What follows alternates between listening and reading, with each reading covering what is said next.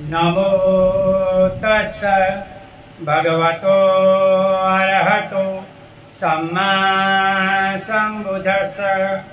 नमो तस्स भगवतो अरहतो सम्मा सम्बुद्धस्स। नमो तस्स भगवतो अरहतो सम्मा सम्बुद्धस्स। नमो तस्स भगवतो अरहतो सम्मा सम्बुद्धस्स। बुद्धं शरणं गच्छामि, धम्मं शरणं गच्छामि, संघं शरणं गच्छामि, द्वितीयंपि बुद्धं शरणं गच्छामि, द्वितीयंपि धम्मं शरणं गच्छामि, द्वितीयंपि संघं शरणं गच्छामि, तृतीयंपि बुद्धं शरणं गच्छामि, तृतीयंपि धम्मं शरणं गच्छामि, तृतीयंपि संघं शरणं गच्छामि। इति पिसो भगवा अरहं सम्बुद्धो विजाचरण संपन्नो सुगतो लोकविदो अनुत्तरो पुरुषधम्म सारथि सत्थ देवमनुष्यानं बुद्धो भगवन् स्वाखातो भगवता धम्मो संदीखिको अकालिको एहि पश्चिको औपनायिको पाच्छतं वेदितारो युतोहि सुपटिपन्नो भगवतो सावक संघो हुजुपटिपन्नो भगवतो सावक संघो सामिति पटिपन्नो भगवतो सावक संघो यदिदं चत्तारि पुरुषयोनि अट्ठ पुरुषपूगल एष भगवतो सावक संघो आहुहेयो बाहुहेयो दक्षिणीयो अंजलिकरणीयो अनुत्तरं पुय्यं खेतं लोकसाधि। साधु साधु साधु। वर्षावास में अमर बोध विहार गुजरात से भिक्षुपति तमपद गाथा गाकर आपको समझा रहे थे। नाग बगो गाथा दो है, 320, 321 और 322। तीन गाथा का सार एक है और एक साथ भगवान ने गाया था, तो मैं ये गाकर आपको समझाने का प्रयत्न करता हूँ। अहं नागो वसंघामि चापतो पतितं शरं अतिवाक्यतितिंखंस दुःशिलो हि बहुजनो दन्तनयन्ति समिति दन्तराजाभिरुहति दन्तो शेठो मनुष्येषु योतिवाकं तितिंखन्ति वरम् अस्ततरा दन्ता आजानीया च सिन्धवा पुण्यराच महानागा अतदन्तो ततो वरम्। अहं नागो वसंगामि चापतो पतितं शरं अतिवाक्यतिथि सख दुःशिलो हि बहुजनो दंत नयंती समिति दंत राजा भिरुहति दंतो शेठो मनुष्येषु योतिवाक तितिंखति वरम अस्तरा दंता आजानीया च सिंधवा कुंजरा च महानागा अदंतो ततो चरम वरम। तो भगवान इस गाथा में कहते हैं, जैसे युद्ध में हाथी मनुष्य से निकले बाण को सहन करता है, वैसे ही मैं कटु वाक्यों को सहन करूंगा, क्योंकि संसार में दुर्जन बहुत है।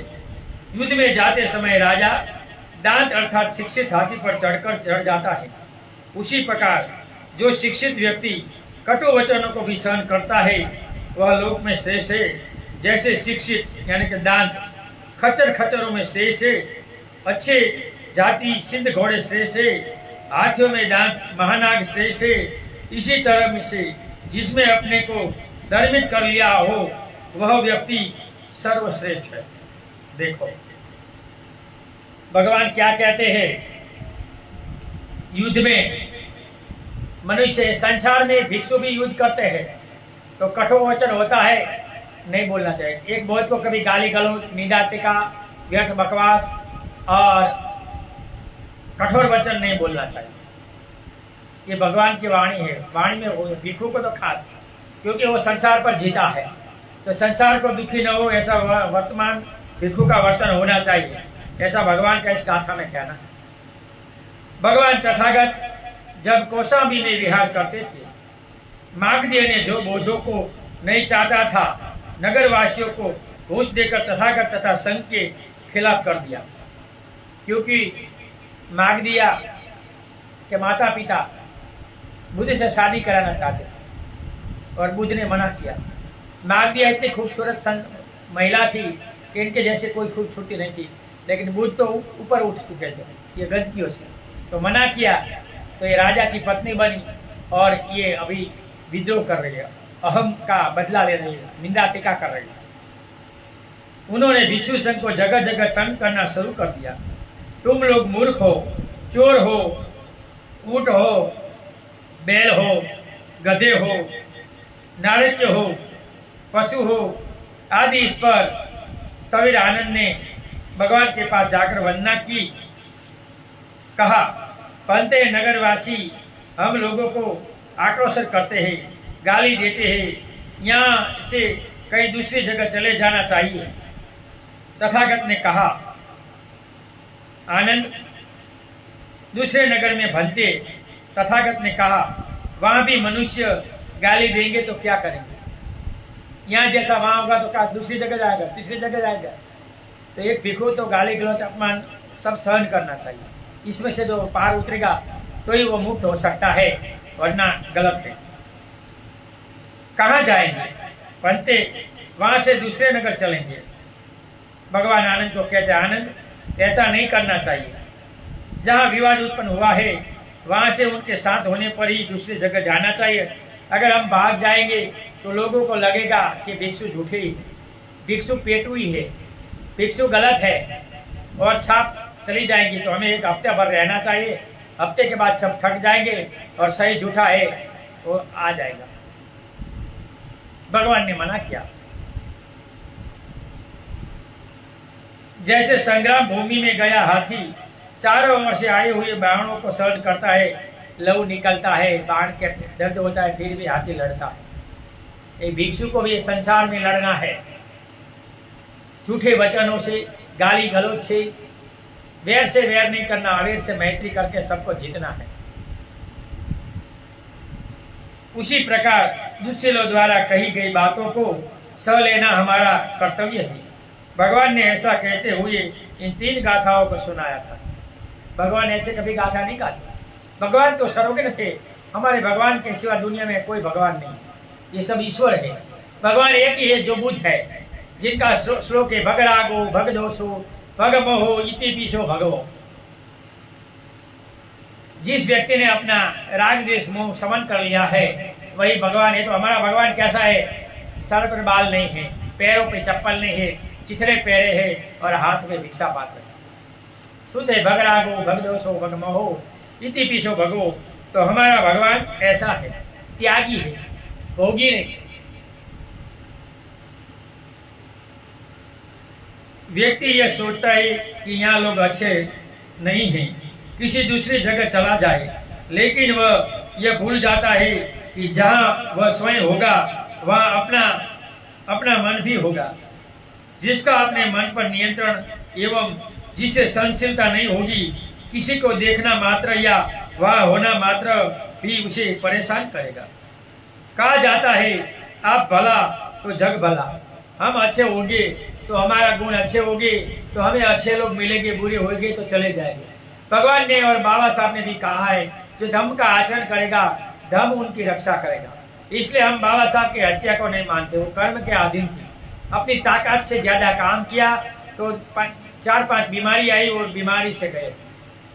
बोधिसत्व को कोई नहीं मार सकता।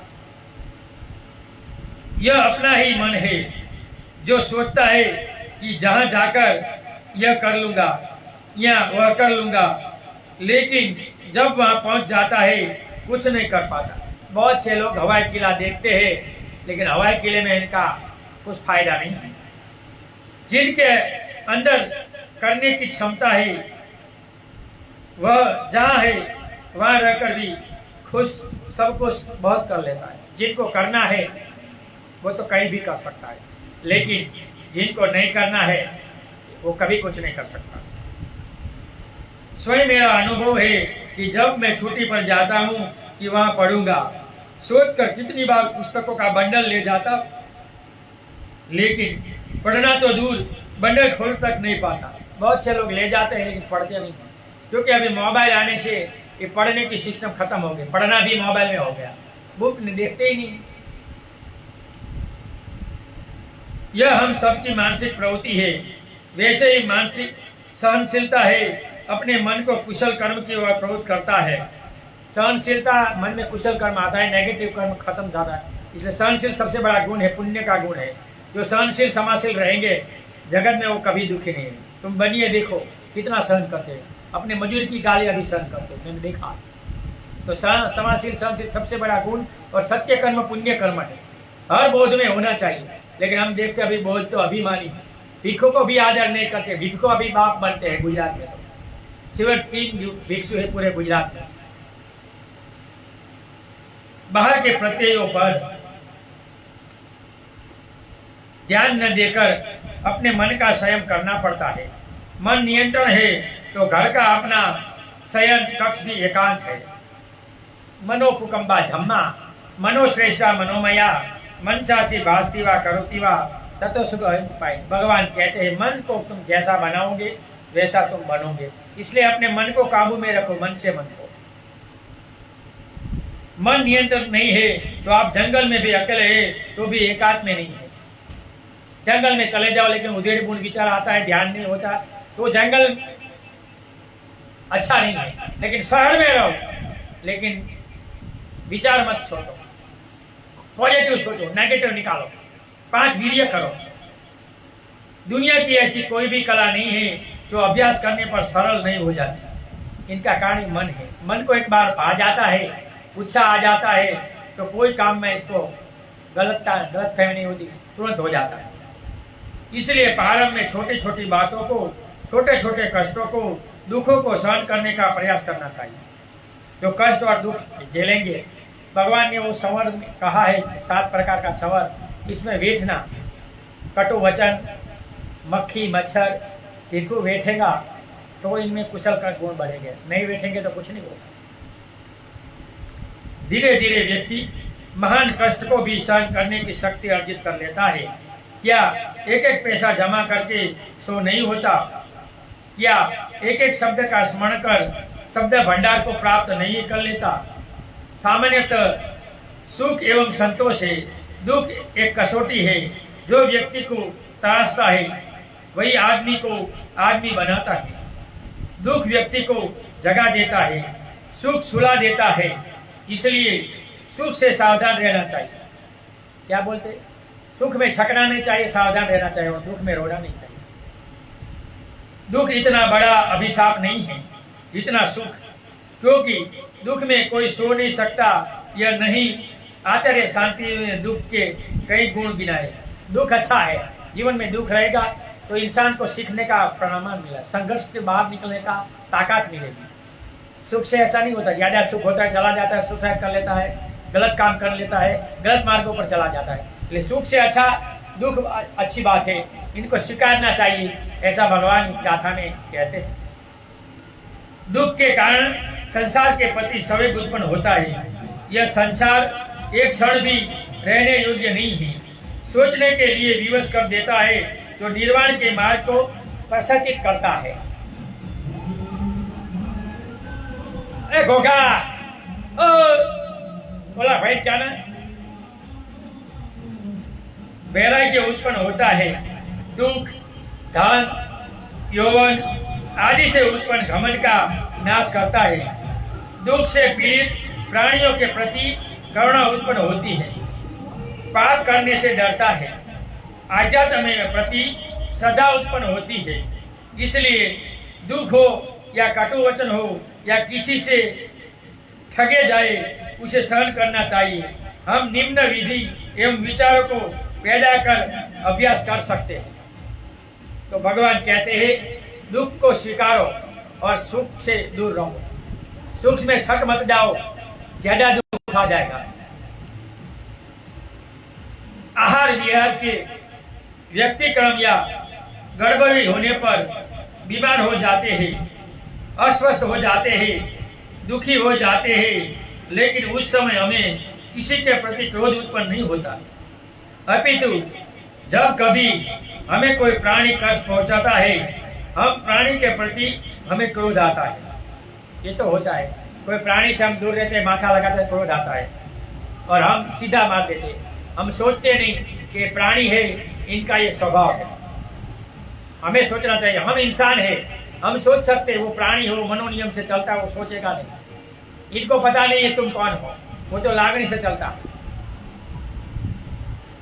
ऐसा क्यों? जबकि दुख देना दोनों जगह समान है। यदि हम समझे कि प्राणी चाह कर रहा है और बीमारी शरीर में कुछ अपनी कमी के कारण आई है, यह सोचना भी सही नहीं है, क्योंकि जिस प्राणी ने हमें कष्ट दिया है वह स्वयं उनका दोष नहीं है, क्योंकि वो प्राणी मनोनियम से चलता है। इनको पता नहीं, तो प्राणी से गलती होती है, इंसानों से गलती नहीं होनी चाहिए। जब राग द्वेष आदि से प्रेषित भाव को हो जाता है, अपने स्वभाव से हट जाता है, तब हमें कटु वचन कहता है या हमें हानि पहुंचाता है। उस अस्वस्थता के दूसरे व्यक्ति को तो क्या, वह स्वयं अपने को भी नष्ट करने पर तुला होता है। देखो क्या होता है, देखो। अतः उसे सहन करना चाहिए, उसे क्षमा कर देना चाहिए। जितने भी कष्ट दोष आदि हमें होते हैं वे हमारे पूर्व कर्मों के फल है, ऐसा सोचना चाहिए।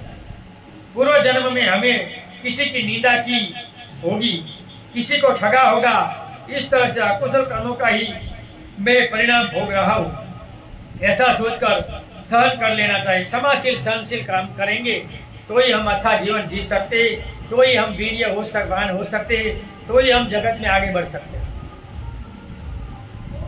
यदि कोई क्रोधवश डंडा या पत्थर आदि से वार करे तो सर्वप्रथम यदि किसी पर हमें गुस्सा करता है तो उस पत्थर या डंडे पर गुस्सा करना चाहिए, क्योंकि उसी ने हमें दुख दर्द पहुंचाया।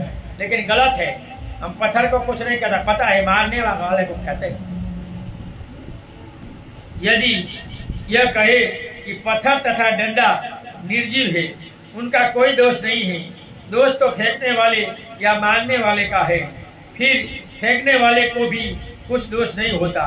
वह तो अपने अंदर आकस्मिक आए क्रोध का दोष है, उसकी ईर्ष्या का दोष है, उस पर गुस्सा करना चाहिए। जैसे कि कहा जाता है पाप से धुना करो, पापी से नहीं, पाप से करो, पापी से नहीं। या फिर स्वयं अपने पर गुस्सा करना चाहिए कि मैंने क्लेशवश इस शरीर को धारण किया है, वह शरीर न होता तो कोई कष्ट ही न होता।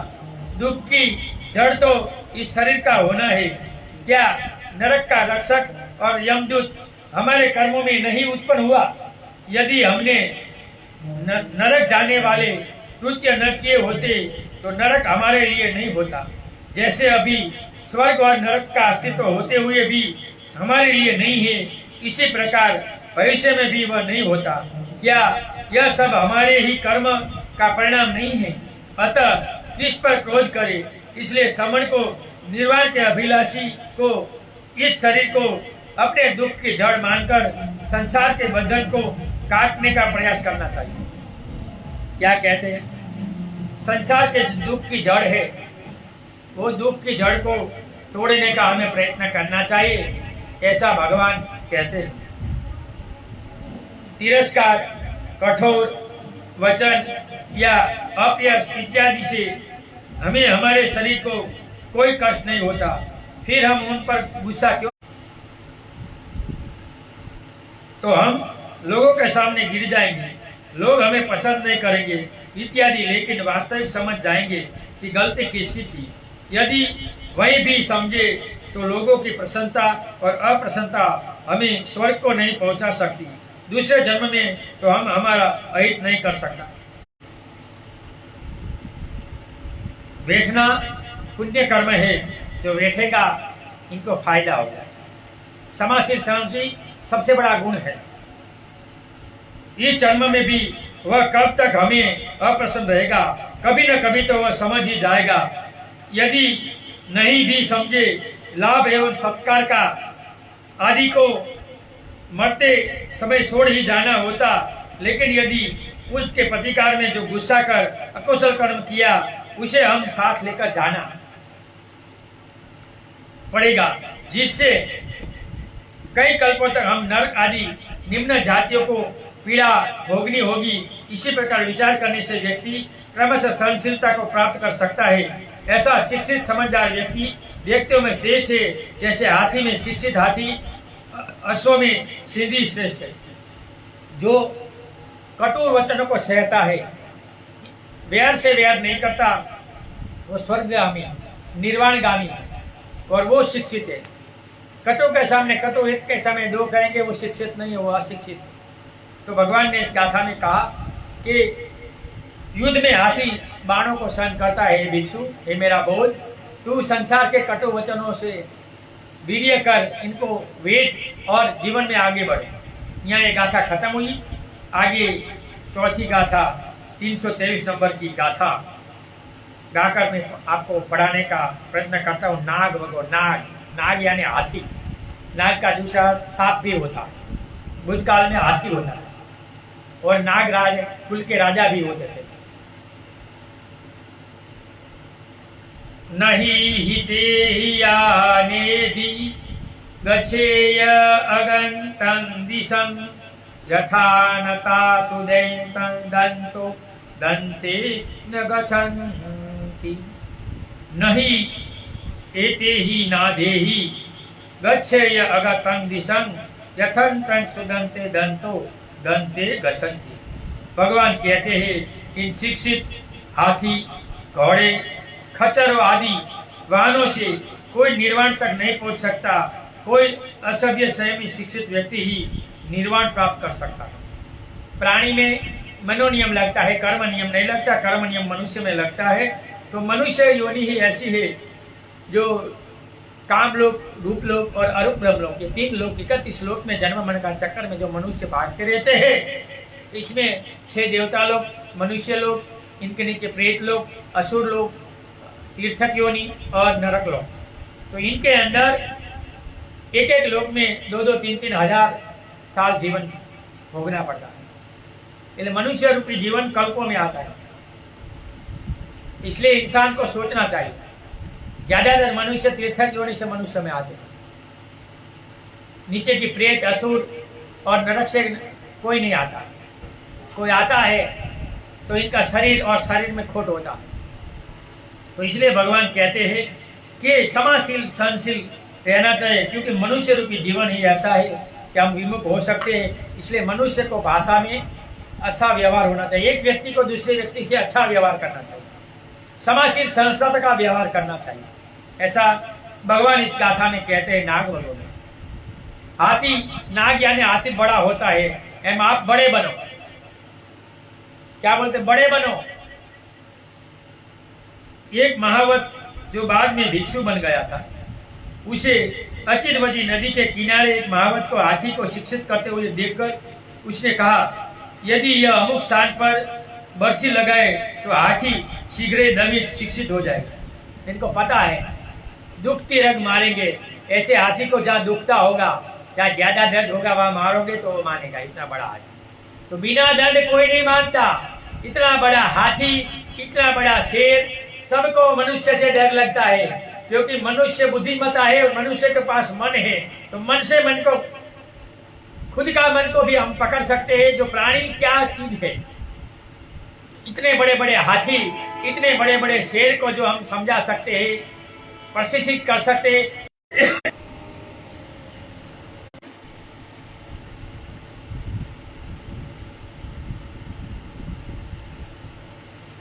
उसे यह जानकारी थी, दूसरे ने वैसा ही किया, जो हाथी शीघ्र ही शिक्षित हो गया। देखो, इसने जो भिक्षु ने कहा कि यहाँ मार, तो यह मानेगा, वरना मारेगा नहीं, तो हो गया। क्योंकि वो पहले हाथी का प्रशिक्षित करता था, राजा का, और बाद में इनको पता चला कि इतने बड़े हाथी को मैं प्रशिक्षित कर सकता हूँ, तो अपने मन को क्यों नहीं। हाथी से करने से मेरा क्या कल्याण होगा, मैं वही तीर्थक योनि में जाऊंगा। इससे अच्छा है कि मैं अपने मन को काबू करो और जन्म मन से मुक्त हो। इससे अच्छा है मैं ब्रह्मलोक स्वर्ग में जाऊं। यहाँ जाकर क्या करूंगा, वहां तो दुख भोगना है, वहां तो सुख ही सुख है। जब इनकी चर्चा और प्रशंसा होने लगी, तब वह बात भगवान बुद्ध के पास पहुंच गई। देखो अभी भगवान क्या कहते हैं। भगवान ने उस भिक्षु को बुलाकर नाना प्रकार से उनकी निंदा की और बताया कि तुम भिक्षु हो, किसी को ये पुराना धंधा नहीं दिखाना चाहिए। ये हाथी को गुलाम बनाएगा, तो इनमें तूने बताया तू भी जिम्मेदार है कर्म का। कर्म मन से बनता है, तो अभी भिक्षु है तो संसारी नहीं है। एक गृह संसारी और भिक्षु में फर्क होता है। एक गृह संसारी भोगी होता है और भिक्षु त्यागी होता है। भिक्षु हर प्राणी को स्वतंत्र रखना चाहता है, वो भोगना चाहता है। तो तूने गलत काम किया है। तो भगवान ने इनको फटकारा, तभी ये गाथा गाई। इन शिक्षित ज्ञानों के द्वारा निर्वाण तक नहीं जाया जा सकता। अपने को शिक्षित करो, अपने को क्लेश के दमन से ही व्यक्ति निर्वाण को प्राप्त कर सकता है। हाथी के दमन करने से तुमको क्या मिलेगा, ऐसा कहकर भगवान ने गाथा गाई कि तुम हाथी, घोड़े, खच्चर, शेर सभी को शिक्षित कर सकते हो, लेकिन इन पे तेरा कल्याण नहीं है, तेरा पेट भरेगा और मरने के बाद तू तीर्थक योनि में, वही योनि में जाएगा और तुम्हें दूसरे को शिक्षित करेंगे। और तू शिक्षित होता है तो कम से कम तूने 5 गुना यानी 5,000 बार वही प्राणी में आना पड़ेगा। तो एक हाथी की आयु 20 वर्ष होती है, तो 5,000 गिनो, 1,00,000 वर्ष तक तुझे वही मरना पड़ेगा वो पानी हाथी बनकर। इसलिए अच्छा है तो इसे ऐसे में मत पड़। जैसे एक दुष्टगामी यान को चलाने वाला चालक अपने पर कितना संयम और नियंत्रण रखता है, संयम से ही सब कुछ होता है। भिक्षु को भी भगवान ने ये हिंद्रस को दूर करने के लिए 7 प्रकार के संयम बताए। एक नहीं, 7 संयम है भिक्षु को जीने के लिए। यदि एक क्षण के लिए भी आत्मसंयम खोएगा तो उसे मृत्यु का शिकार होना पड़ेगा। देखो, प्राणी को ट्रेन करने वाले के जरा भी खोज हुई तो प्राणी इन पर हमला कर देता है, मार देता है, क्योंकि प्राणी जैसे इनकी शक्ति नहीं होती। लेकिन मन से मन को काबू किया जाता। मनोपुकंबा धम्मा, भगवान ने कहा है। मन से मैत्री देकर नालागिरी हाथी को भगवान ने पागल हाथी को नमा दिया, अंगुली माल को नमा दिया, चिच्चा को नमा दिया। देखो, उत्तर मनुष्य धर्म अभिज्ञान, जिनको हिंदू लोग चमत्कार कहते हैं, हम चमत्कार को नहीं मानते, हम अभिज्ञान को मानते हैं, जो साधना से पैदा होती है। 10 प्रकार की ताकत है जो भगवान में थी और कोई दूसरे में नहीं। उसी प्रकार लंबे रास्ते से छोटे बड़े वाहनों को चलाने वाले चालक कितना एकाग्र होकर वाहन को चलाते। खराब रास्ता होता है तो वाहन की पंचर न हो जाए, कुछ टूट न जाए, तो धीरे धीरे बम्प देखकर चलाना पड़ता है। वैसे ही ये संसार का बम्प है। बहुत संसार में मनुष्य रूपी जीवन कल्पों में मिलता है, तो जीना चाहिए। किच्चो मनुष्यो पटिलाभो, देखो भगवान कहते, मैं नहीं कहता हूं। यद्यपि इस प्रकार असंयम एवं एकाग्रता से भी निर्वाण का लाभ नहीं कर सकते, लेकिन यदि वैसे ही आत्मसंयम एवं एकाग्रता निर्वाण प्राप्ति के लिए, समत विपश्यना के लिए होती है, तो व्यक्ति सदा सदा के लिए विमुख हो जाता है। हर काम में आप एकाग्रता रहो और ध्यान साधना में संयम रखो। उपोषण करो, अमावस्या पूर्णिमा को, हर बोध को, महीने में जो नौकरी करता है या स्टडी है, तो अपने 13 साल के नीचे बच्चा होता है, इनको या लड़कों का उपोषण सिखाओ। उपोषण के पुण्य कर्म से वो बिगड़ेगा नहीं, वो धार्मिक हो जाएगा और सही परिणाम ला सकता है। अगर आपको बच्चों को अच्छी तरह आगे ले जाना है तो इन्हें धम्म सिखाए। लेकिन हम देखते हैं कि गुजरात में धम्म सिखाने वाला कोई नहीं बच्चों को। लोग पैसे के पीछे दौड़े, पीछे मेरा परमेश्वर, मैं पैसे के दास, समय नहीं है, वक्त नहीं है, ऐसा बोलने वाले तीर्थ योनि में जाकर कीड़े मकोड़े में रहेंगे। अगर आपको कीड़े मकोड़े नहीं बनना है तो आप धर्म में समय निकालो, धर्म का आचरण करो और सुखी हो जाओ। भगवान ने कहा किचो सदम सो, धर्म बार बार नहीं सुनने को मिलता, इसलिए सम्राट अशोक भिक्षु हो गया, बड़े बड़े शिलालेख बनाए, बड़े बड़े विहार निर्माण किए। देखो किया ना आपने, क्या किया?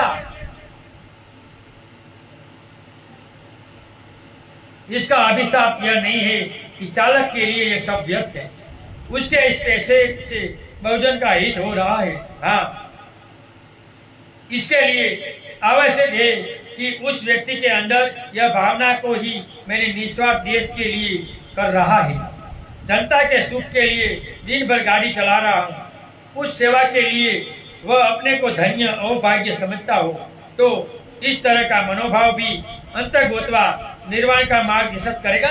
सवाल है, निर्वाण का मार्ग नहीं, एकांतवास से भी नहीं होता। अपने कर्तव्य को सेवा भाव से, निस्वार्थ मन से, प्रशंसित से होकर, ओह आज का दिन कैसा अच्छा निकला, इतने लोगों का मैं हित कर सका, कल्याण कर सका, ऐसा सोचकर यदि वह शाम को सुख की नींद सोने लगा तो वह भी निर्वाण के लाभ का कारण हो जाएगा।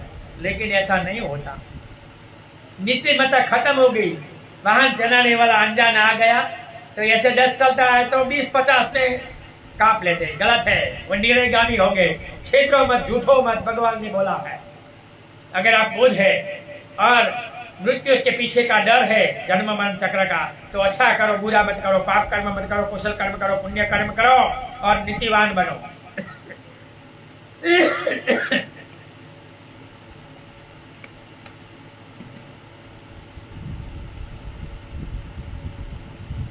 यद्यपि हरेक आदमी कर्मों को एक पूजा मानते हो तो कितना अच्छा होता। जो व्यक्ति मनुष्यों के साथ मानवता का, दयालुता का वर्ताव नहीं करता, किंतु पाषाण में की मूर्ति किसी के अदृश्य शक्ति की पूजा करता है। हम देखते हैं कि तुम पत्थर रखो चूहा तो बिल्ली इनको मारने नहीं जाएंगे, ऐसा ही बनाओ, पता चलता है। लेकिन इंसान को पता नहीं चलता, खुद पत्थर बिठाता है और इस पे रगड़ कर मांगता है मुझे दे दो। तुम मूर्ख हो तो कौन हो? तो कबीर जी कहते, मैं नहीं कहता। या किसी भ्रांतिवश मिथ्या दृष्टि में है, क्योंकि उन्हें यह नहीं मालूम कि नर ही नारायण होता है। क्या है? नर ही नारायण है, इसलिए मुझको नमो नारायण कहा जा सकता है। नमो नारायण, कि हम इनको नमते हैं जो श्रेष्ठ नर था। इनके जैसा कोई नर नहीं था, जो नारायण इन्हें पा गया, अरहत हो गया, पा लिया। वो नमो नारायण बुद्ध का नाम है, विष्णु का नहीं, लेकिन इन लोगों ने चुरा लिया है, तो हम क्या करें? हमें हमारा घर खाली तो करना पड़ेगा ना। प्राणियों में भी बुद्धत्व समाया होता है, अर्थात प्राणी मात्र के हित से अपने को समर्पित कर निस्वार्थ भाव से अपने कर्तव्यों का पालन मनोयोगों से करना ही निर्वाण की ओर अग्रसर करता है। जो भी कार्य करो मन से करो, चित्त से करो, अच्छे चित्त से, आदर से। दान देते हो तो नीचे बैठकर आदर से और कर्म फल पर विश्वास से करो। देने की खातिर मत करो, कुछ नहीं होगा, वो भय का दान होगा, फल नहीं मिलेगा। श्रद्धा से, आदर से, प्रज्ञा से करो। प्रज्ञा के दान का सबसे बड़ा फल है। इसलिए बार बार मैं कहता हूँ कि अमावस्या पूर्णिमा को विहार जाओ, फूल फल मेणबत्ती अगरबत्ती लेके जाओ, वो कर्म है, वो पुण्य है, वो दान कर्म है। थोड़ा थोड़ा बारिश में घड़ा पड़ता है, वो भर जाता है, ऐसे थोड़ा थोड़ा हर 15 दिन को दान करने के सीखो। नदी के विहार वो जाओ, अमावस्या पूर्णिमा की रेस्ट रजा रखो। 15 दिन में 2 दिन काम बंद करने से कुछ नहीं बिगड़ जाएगा। 2 दिन काम मत करो, विहार जाओ, भिक्षु के पास रहो, धर्म का अभ्यास करो, कुछ समय निकाल कर जाओ, लेकिन कुछ करो, करना चाहिए। बिना किए कुछ नहीं होता। देश काल सामर्थ्य आदि के कारण कोई व्यक्ति संपूर्ण प्राणी मात्र की सेवा नहीं कर सकता, लेकिन जहाँ हम किसी काम के लिए नियुक्त है या कार्य करते हैं उसे सेवा समझकर निस्वार्थ मन से करें। हम नौकरी करते हैं, वेतन लेते हैं, लेकिन पूरा समय काम नहीं करते, वो गलत है। निस्वार्थ भाव से करना चाहिए। कोई आता है तो समझाना चाहिए, बहुत बार हम देखते हैं अधिकारी लोग झगड़ा करते हैं, बॉस बन जाते हैं, पता नहीं कि इस देश का नौकर है। अभी नौकर भ्रष्ट हो गए हैं, इनका कारण हमारा राजा भ्रष्ट है। इसलिए तो वही संपूर्ण प्राणी मात्र की सेवा कहलाती है, क्योंकि एक एक व्यक्ति का समूह या इकाई भी संपूर्णता का नई अंग होती। एक के बिना प्राणी मात्र किसे कहे, समाज किसे कहे। जो गुण एक ही में है वही गुण सब में है, जो सबसे वही गुण एक में है। एकमात्र एक की सेवा में सबकी सेवा में निहित है। यह सब अपनी भावना एवं विचार पर निर्भर है। तो भगवान ने यहाँ ये हाथीवान को समझाया कि हाथी को ट्रेंड तुम्हें नहीं दिखाना चाहिए, तूने गलत किया। तुम अपने मन को देखो, मन को अपने सवर करो और इनको निर्वाण मार्ग पर ले जाओ तो तुम्हारा कल्याण होगा। ये दिखाने से तुम्हारा कोई कल्याण नहीं होगा। यहाँ एक गाथा खत्म हुई, आगे दूसरी गाथा गाकर आपको मैं समझाने का प्रयत्न करता हूँ। गाथा नंबर 324। धनपालको नामं कुंयरो कटुपभेदो द्विवायरो बंधो कवनं भुसन्ति सुमिरति नागवनंस कुंचरो। धनपाल को नाम कुंजरो कुटदो भेदनो दुईवरो बुद्धो कवलन भूति सुमरा नागवश कुशरो। धनपाल नाम के हाथी का सामना करना मुश्किल होता है, बड़ा प्यार होता है, सबसे बड़ा हाथी और हाथनी होता है। इनकी वजह से दूसरे हाथी को पकड़कर ट्रेंड कर दिया जाता है। वह शत्रु को तिरत भीतर कर देता है। यदि उसे कोई पकड़ ले, बांध ले, वह जहां एक कौर भी नहीं खाएगा और अपने मित्र हाथियों को जंगल में है स्मरण करेगा।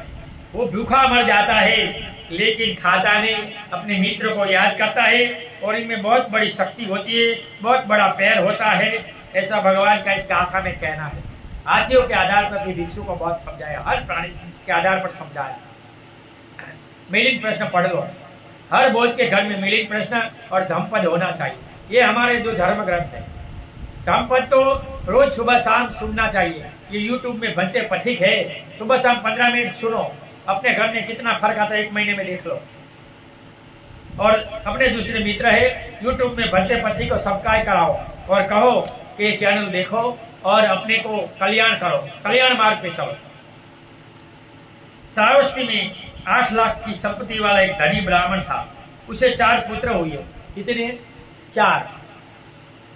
चारों पुत्रों का विवाह करके संपत्ति को चारों में बराबर बांट दिया। कुछ दिन बीतने के बाद पुत्रों की पत्नियों ने ब्राह्मण पिता को डांटना शुरू कर दिया। दे देते हैं तो कोई नहीं होता, रखते हैं तो पापा के पास जाता है, चाबियों का झोला होता है, इसलिए बूढ़े लोग रखते, वरना दे देते हैं तो वृद्धाश्रम में चले जाओ। हमें भी वृद्धाश्रम का भय लगा तो भिक्षु बन गए। अगर हमारा लड़का अच्छी तरह नहीं रखेगा, बीवी ठीक नहीं आएगी तो क्या करेगा? तो अच्छा है भिक्षु बनकर वीर्यवान होकर आदर्श रहकर जिएंगे। लेकिन पुत्र भी अपनी स्त्रियों को ऐसा करने में मना नहीं करते थे। वह ब्राह्मण तंग आकर हर्ष होकर कपाल लेकर भिक्षावृत्ति करने जीवन पायन करने लगा। देखो ये संसार ऐसा दुखी है। भगवान कहते तुम्हारे पास माया होगी तो बेटे को दे दोगे, तुम्हारे पास कुछ नहीं रखोगे तो बेटे अच्छी तरह नहीं रखेंगे। ये ब्राह्मण का हालत है। तो संसार तृष्णा का दास है। बेटा बाप को भूल जाता है, पैसे में खून कर देता है। भगवान ने कहा है पाए पाए झगड़ते हैं। ये संसार में कोई सुख नहीं है, लेकिन संसार दुख को सुख समझते हैं। सबसे बड़ा दुख है। पैसा ज्यादा आ जाए, रिश्तेदार वापस न दे, राजा लूट जाए, छूट जाए, चोरी हो जाए तो भी दुख है। धंधे में खोट हो जाए, पैसा न हो जाए तो भी दुख है। तो ये संसार में दोनों के दुख दुख दुख ही है। संसार में सुख नहीं है। सच्चा सुख तो ये प्रवज्ञा है। इसलिए भगवान ने राजपाट छोड़े। बहुत से ऐसे भिक्षु थे जिसने छोड़ा, क्योंकि संसार में रहकर परिशुद्ध ब्रह्मचर्य नहीं पाला जा सकता। संसार बिना काष्ठ है, पानी में पड़ा वो लकड़ी है, और पानी में पड़ी हुई लकड़ी कभी नहीं जलाई जा सकती। अब काफी वृद्ध हो चला था, उसे सब भिक्षावृत्ति भी नहीं हो पा रही थी। उसे सोचा कि भगवान गौतम बुद्ध निर्भीक मुंह पर कहने वाले और प्रेम पूर्वक करुणामय बात करने वाले हैं। शायद वे मेरी कुछ मदद करें। वह सोच भगवान बुद्ध के पास आकर अपनी व्यथा उनसे कही। भगवान ने उसे 5 गाथाओं को सुनाकर कहा कि जब ब्राह्मण की परिषद लगेगी, वहां तुम्हारे 4 पुत्र आएंगे, वहां उन्हें इन गाथाओं को सुनाना। उससे वैसा ही किया। उसी समय का यह नियम था कि जो अपने माता पिता की सेवा नहीं करते उन्हें मृत्यु दंड दिया जाता था वो काल में। तो इसने अपनी परिषद में दिखाया।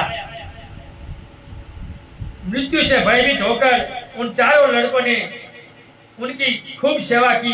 चारों तरफ से भोजन आने लगा। देखो, मृत्यु दंड के बिना कोई मार्ग पर नहीं चलता। भगवान भी दंड को दिया है। सीधा नाम कोई नहीं चलेगा, भय तो दिखाना पड़ता है। नरक का जो भय है वो भी दंड वही है। बिना दंड बिना भय कोई नहीं मानते। इंसान तो राजा और बाप हो जाते हैं। वह ब्राह्मण 3 लड़कों के भोजन को भिक्षुओं को दान में देता था। तीनों का ले लेता था। भिक्षु आता था तो प्रेम से भोजन देता था और अपना पुण्य कर्म भी बढ़ता था। इस प्रकार कुछ दिन बीतने के बाद 4 लड़कों को वह भगवान के दर्शन के लिए ले गया। तब भगवान ने तुम लोगों को बड़ा उत्तम काम किया। माता पिता का पालन पोषण प्राचीन पंडितों द्वारा किया गया है। ऐसा कहा गया, मातु पोषक नागराज जातक। जो विस्तार से सुनाकर उस गाथा को कहा कि नागराज जाता थी। इसमें मातु पोषक, माता पिता को पालना हमारा कर्तव्य है। लग्न के बाद 4 माता पिता होते। हमें माता पिता के बारे में क्षमाशील सहनशील रहना चाहिए। यहाँ से यहाँ निकाल देना चाहिए। इनका माता का ऋण तुम कभी नहीं चुका सकते हो। भगवान ने चुकाया है, बाकी कोई नहीं चुका सकता। जन्म लेकर छोड़ दिया तो भी ऋण नहीं छोड़ सकते। बड़े करने की तो बाद में बात है। निसंदेह जिस माता ने 9 महीने तक पेट में पाला, कष्ट सहा, जन्म के पश्चात भी स्वयं भी खाए पिए और बच्चे की सेवा कर जवान बनाया। अभी हम नवरात्रि चल रही है। पत्थरों की माँ की पूजा कर रहे हैं और असली माँ जिसने 9 महीने पेट में डाला है ये वृद्धाश्रम में पल रहे बहुत की। ये गलत है। ये पूजते हैं तो इनको भी पूजो। पत्थर की पूजा से तुम्हारा कल्याण होने वाला नहीं है। सच्चे से पूजो, सत्य को मानो, हयात को मानो और वर्तमान में जियो। इसलिए भिक्षु को वंदन किया जाता है। जो सही बोध है वो भिक्षु को कहीं भी मिले 2 हाथ जोड़कर वंदामी भंते बोलेगा और कुछ न कुछ दान देगा। 5-10 रुपया देगा। वो प्रेम से देता है। थोड़े थोड़े किए हुए दान से बड़ा कड़ा बढ़ जाता है। तो दान के पारमिता है। और बोधों को कोई भिक्षु सामने मिले तो सोचना चाहिए आज मुझे दान करने का अवसर मिला। और दान के सुख से इंसान सुख रह सकता। दानानुमोदन जब याद करोगे तो दुख से मुक्त होगा। दानानुस्मृति होती है, वो ध्यान होता है। त्यागानुस्मृति, ध्यान त्याग होता है। त्याग से कुशल कर्म पैदा होता है। कुशल कर्म से ध्यान होता है। ध्यान से तुम श्रोतापति, शपथकामी, अनागामी और अर्हत हो सकते हो। ज्यादा कर्ज बच्चे के ऊपर किसको हो सकता है यदि वह उसे भूलकर नवांग पत्नी के वश में जाकर माता पिता की सेवा नहीं करेगा तो उनका परिणाम क्या होगा।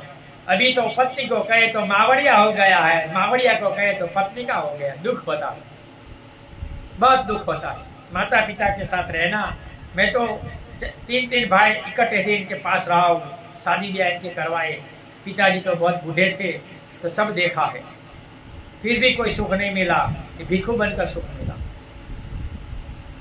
क्योंकि वहां तो ताने मांगने वाले लोग हैं, संसार पैर खींचने वाले। तेरा भाई खा गया, तेरा भाई खा गया, क्या मेरे पास है तो मैं खा गया। अभी एक वस्त्र पर जीता हूँ, एक बार भोजन करता हूँ, 5 करे सोता ले, धम का आचरण एकांतवास करता हूँ। मैं क्या करूँ बोलो, बताओ मेरे पास क्या है, ले जाओ। जिस प्रकार माता पिता का आशीर्वाद सबसे बड़ा होता है उसी प्रकार उनका दुख या बद्दुआ क्या कम होगी। आशीर्वाद मिलता है तो बद्दुआ भी मिलेगी। इसलिए कभी माता पिता को दुखी मत करो। भगवान कहते हैं अगर कुछ बोला गया है तो कोई खाने की चीज या कोई वस्त्र देकर या क्षमाशील कर दो। मम्मी पापा मेरी गलती हो गई, मैं दूसरी बार ध्यान रखूंगा। सबसे बड़ा दोष है माता पिता का, इनको दुखी मत करो। एक क्षण भी यदि आंख बंद कर व्यक्ति यह सोचे कि वह अपनी संतान को, अपने से छोटे बच्चे को कितना प्यार करता है, स्नेह करता है, वैसे ही क्या अपने माँ बाप के स्वयं को नहीं किया होगा। हम अपने बच्चों को प्यार करते हैं तो क्या हम छोटे हो गए तब हमारे माता पिता ने नहीं किया होगा? तो क्या हमारे बूढ़े में ख्याल रखने की, प्यार करने की बात नहीं आती? बीवी बच्चों की आती है। बीवी बच्चों ने हमें बनाया है। बताओ, क्या तुम स्वयं अपने बच्चों द्वारा गलत काम करने पर भी, तुम उन्हें हानि पहुंचाने पर भी उन्हें क्षमा कर सुधारने का प्रयास नहीं करते हो? सवाल होता है। उसी प्रकार यदि तुम माता पिता की अपनी होश हवस खोकर बचपन आशा तुम्हें व्यवहार करे तो उसे अपने बच्चे सदस्य माफ कर देना चाहिए।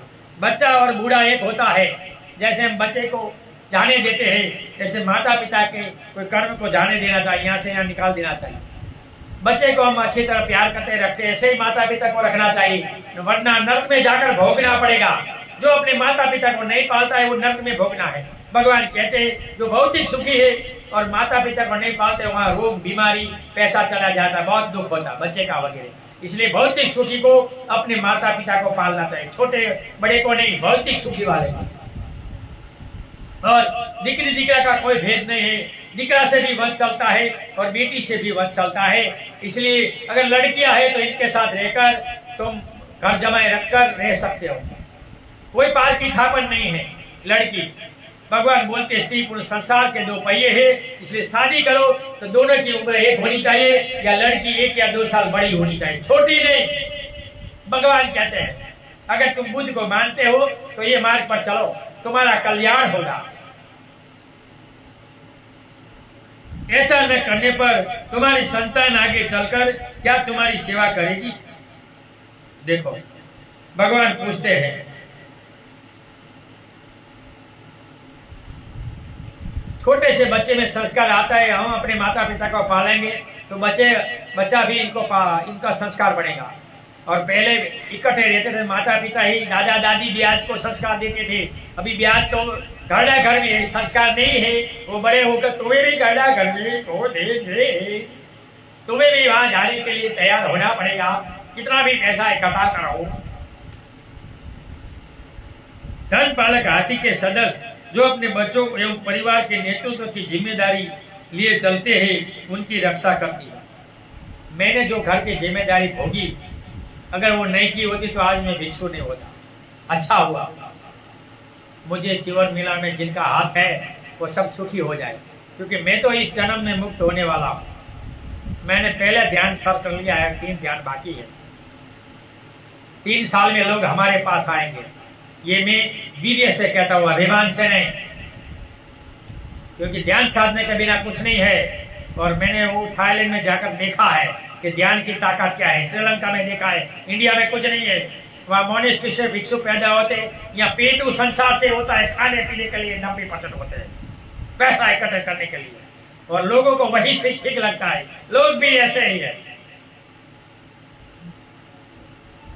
जो शुद्ध घी खाता है, नहीं खाता है मिक्स खाता है, टेबल वनस्पति वाला शुद्ध मिलता तो ये ठीक नहीं है। अभी ऐसा है, ये शुद्ध घी पचता नहीं है।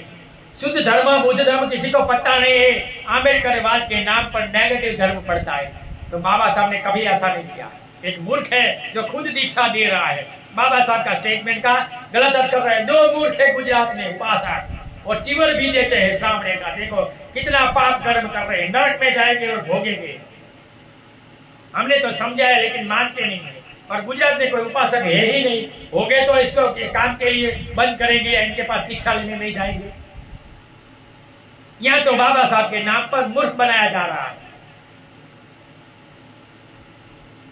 अपने से ज्यादा प्यार वह अपने समूह का करता है, वह अपने अलग होकर जीना नहीं चाहता, बिना खाए अपना शरीर त्याग देता है। ये नागपाल हाथी अपने जो बोलते हैं कि फैमिली में रहता है, धनपाल हाथी अलग हो जाए तो मर जाता है, लेकिन खाता नहीं और बहुत ताकत में बड़ा है, सबका ख्याल करता है। तो तुम भी घर में सबका ख्याल करो और न धनपाल की तरह शक्तिशाली बनो। भगवान का ऐसा कहना है इस गाथा में, अगर तुम बुद्ध को मानते हो तो, नहीं मानते हो तो मैं कुछ नहीं करूंगा। अम्बेडकर को मानते हो तो भागते करो। ऐसे ही माँ बाप भी अपनी संतान के लिए कष्ट उठाते हैं, उसकी सेवा यदि हम न करें हमारा क्या होगा।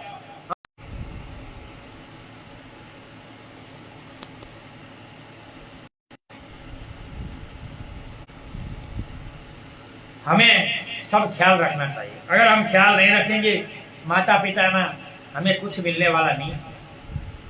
हम किसी काबिल रहेंगे तथा मानव रूप में होते हुए भी हम पशु के बदतर स्थिति में रहेंगे। अगर हम माता पिता को नहीं पालेंगे तो तुम पशु हो, पशु।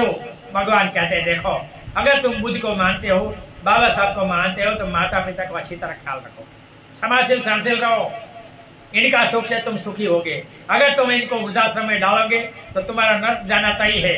ऐसा भगवान ने इस गाथा में कहा है। यहाँ ये गाथा खत्म हुई, हमारा समय भी हो गया है, नवरात्रि है, ये लोग गा रहे हैं, तो हमें हमारा समय बदलाना पड़ा, 7:30 से 8:15 तक करना पड़ा, क्योंकि कोई लोगों का मानना तो पड़ेगा, नहीं मानेंगे तो दुश्मन हो गए। तो हम दुश्मन तो होते नहीं हैं, कुछ बोलते हैं कि दूसरे हमें कहे, हमें दूसरों को नहीं कहना, समाशील सहनशील ना रहना है। ऑनलाइन सुनने वाले सभी लोगों को सुने हुए धम का मैं पुण्यानुमोदन करता हूँ। सुने हुए धम से आप सभी लोग सुखी हो, निरोगी हो, आपका कल्याण हो, आपका मंगल हो। भाषा के कारण, वाणी के कारण समझाने का जितना मैंने प्रयास किया, मेरी कोई गलती है तो 2 हाथ छोड़कर क्षमा चाहता हूँ, क्षमा करें। नथि मे शरणम अयम बुद्धो मे शरणम वरम एते न सच्चवजेनम भवतु मे जय मंगल। नथि मे शरणम अयम धम्मो मे शरणम वरम एतेन सच्चवजेनम भवतु मे जय मंगलम। नथि मे शरणम अयम संघो मे शरणम वरम एतेन सच्चवजेनम भवतु मे जय मंगलम। नमो बुद्धाय, नमो धम्माय, नमो संघाय। साधु साधु साधु। सबका मंगल हो, सबका कल्याण हो, सब सुखी हो, सब सुखी हो, सब